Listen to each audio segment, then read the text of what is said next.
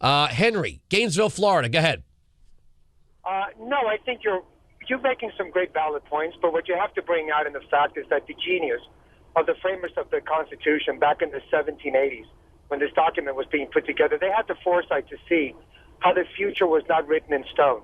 Right, and that's why they put in the amendment process.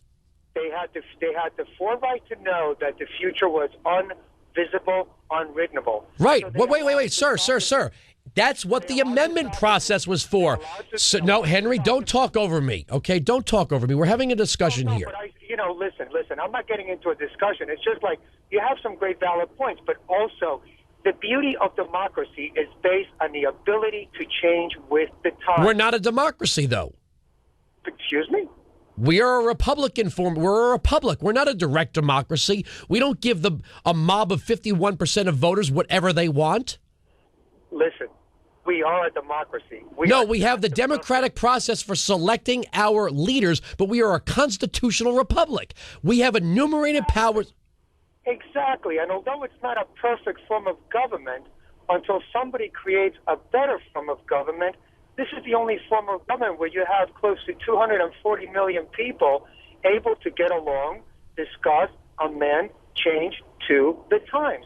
No, the Constitution doesn't just change on the whims of society. If you want to change the Constitution, there's an amendment process. We don't wake up tomorrow and decide, well, this person that we've elected has the wisdom to tinker any way they want, so we'll just let them go about their business.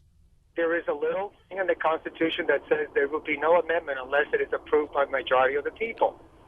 So there could be no constitutional changes unless it is voted by the people. Right. No, it has to be the majority of the House, the majority of the Senate, and the states. It has to be the majority of the people. No, where does the Constitution say that people directly affect the amendments of the Constitution? You tell me, sir. Well, where in the Constitution does it say when there were 13 states and a bunch of revolutionaries creating a document that declared freedom, where do they have the fortitude to see the power of this country 250 years ahead? So what you're saying is the Constitution is whatever the government says it says. Is that what you're saying? The Constitution is a basis. No, it is the law of the land, sir. It is the law of the land. The Constitution is a document that holds the law of the land with the ability to change. Through the amendment process, sir. Simple legislation does not undo the Constitution. If so, some congressman could introduce a piece of legislation that says we no longer have to abide by the Constitution. So there. This is a democracy. It's not a parliamentary government. It's a constitutional republic, sir. It is not a direct democracy. You don't have to call me sir. We're not in the military. You can call me Henry. You can call me Dr. Nick. But sir is not acceptable. Just like I would not call you sir, I will call you. I call people sir. If you don't like it, I'm sorry. It's a term of respect for somebody I'm discussing issues with on this radio program. No. Listen.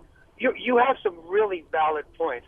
I just think that your listeners should really understand the flexibility of the document, which is... Where do you find this flexibility, sir? Where do I find the flexibility? Outside of the amendment process. Let me ask you a point-blank question. Does Article 3 of the United States Constitution give the federal court system, federal judges, the power to interpret the Constitution? The difference between the federal government and the... Can you just answer a simple question? Well, You're talking like a lawyer. You're talking like a law school professor. You're talking like somebody who doesn't answer real questions. No. I'm giving you a simple answer. The simple answer is yes, Article 3 says that judges have the power to interpret, and here it is. Does Article 3 of the United States Constitution give the power to the federal judge to interpret the Constitution? Personally, I think that if the framers of the Constitution I'm asking, sir, today, sir, Henry, Dr. Nick, I'm asking you a point-blank question, one that, much like the congressmen and senators who can't answer, you can't seem to answer. I'm giving you the answer if you just let me. Okay, where in Article 3 should I find this interpretive power? I'll put it to you in a simpler way. Oh, my God, you're killing me here. Do you teach at the law school at the University of Florida? Well, listen. Do you teach at the law school at the University of Florida? Excuse me? Do you? I'll say it in the simplest... History. Okay, you teach history. History. I opt for history. It's a lot cleaner than law. So tell me, when you're teaching your students, Right? When I teach my students... if I said, Dr. Nick, me, I have a question. Does Article 3 of the U.S. Constitution provide the federal judge a power to interpret the Constitution? You would say back to me... I would say back to you that if the framers of the Constitution in 1783 had any idea that the federal government was to become as strong as it has... So it's not there in Article 3. It's not there. It's not there. What is the point of your conversation? Strict constitutionalism? Yes. It's not going to work. It never will work because unless... So Dr. Nick, now that we've gotten this out of you, and let me let you in a little secret. Yes? If it never works... Well, no, hold on a second. So you're saying the Constitution can't be the law of the land. It has to be constantly in flux.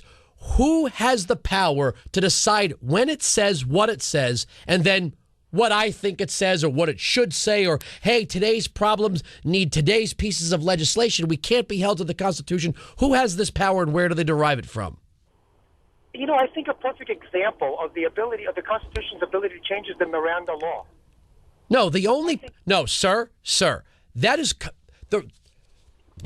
you have an amendment for that. Again, the amendment process, sir. Amendments.